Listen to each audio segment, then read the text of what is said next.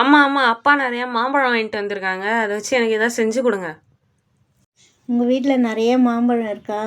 அப்போனா வாங்க, நம்ம மாம்பழ பாயாசம் எப்படி செய்யறதுன்னு பார்க்கலாம் வாங்க. பழுத்த மாம்பழமாக ஒரு 2 மாம்பழம் எடுத்துக்கோங்க.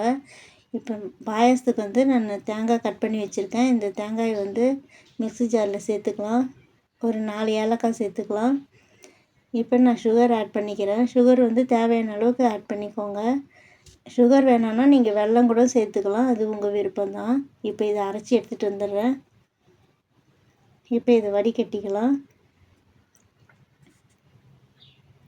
இது ஒரு தடவையாக அரைக்காமல் வடிகட்டிட்டு மறுபடியும் இந்த திப்பியை போட்டு மறுபடியும் இன்னொரு வாட்டி அரைச்சி தண்ணி சேர்த்து பிழிஞ்சி எடுத்துக்கலாம். அப்போ தான் வந்து பால் வந்து நமக்கு திக்காக கிடைக்கும்.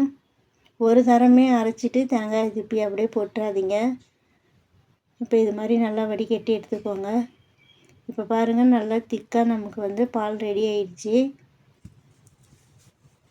இப்போ வந்து மாம்பழத்தை கட் பண்ணிக்கலாம். நான் ஒரு மாம்பழம் மட்டும் எடுத்து கட் பண்ணிக்கிறேன். இப்போ இதை கட் பண்ணி இந்த மாதிரி பார்த்தியா கட் பண்ணிவிட்டு இதில் கீரல் போட்டு அப்படியே மிக்ஸி ஜாரில் சேர்த்துக்கலாம். ஒரு மாம்பழத்தை மட்டும் நல்லா அரைச்சி எடுத்துக்கலாம். பாருங்கள் எவ்வளோ அழகாக கட் பண்ண உடனே வருது பாருங்கள். இந்த மாதிரி கட் பண்ணிக்கோங்க. பழம் வந்து நல்லா பழுத்திருந்தால் தான் டேஸ்ட்டாக இருக்கும் பாயாசம். அது மாதிரி பழம் வந்து நல்ல பழமாக பார்த்து எடுத்துக்கோங்க. இப்போ இதை அரைச்சி எடுத்துகிட்டு வந்துடுறேன். இப்போ அரைச்சாச்சு. இப்போ வந்து இதை பாலில் சேர்த்துக்கலாம். இப்படி எல்லாமே கரண்டியில் எடுத்து பாலில் சேர்த்துக்கோங்க, கலந்து விட்டுக்கோங்க.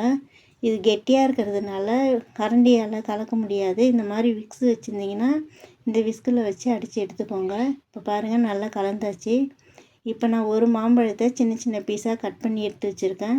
இப்போ இதையும் இதில் சேர்த்துக்கலாம். முந்திரி பாதாம் வந்து பொடியாக நறுக்கி வச்சுருக்கேன், இதையும் இதில் சேர்த்துக்கலாம்.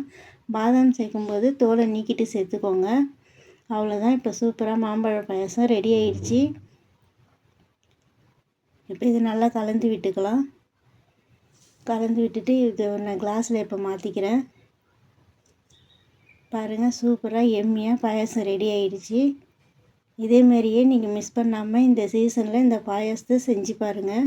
இப்போ இதை என் பையன்கிட்ட கொடுக்குறேன், அவன் சாப்பிட்டு பார்த்து சொல்லுவான்.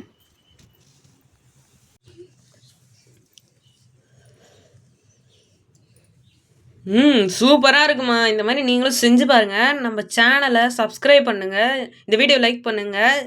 ஓகே, பாய் எல்லாருக்கும்.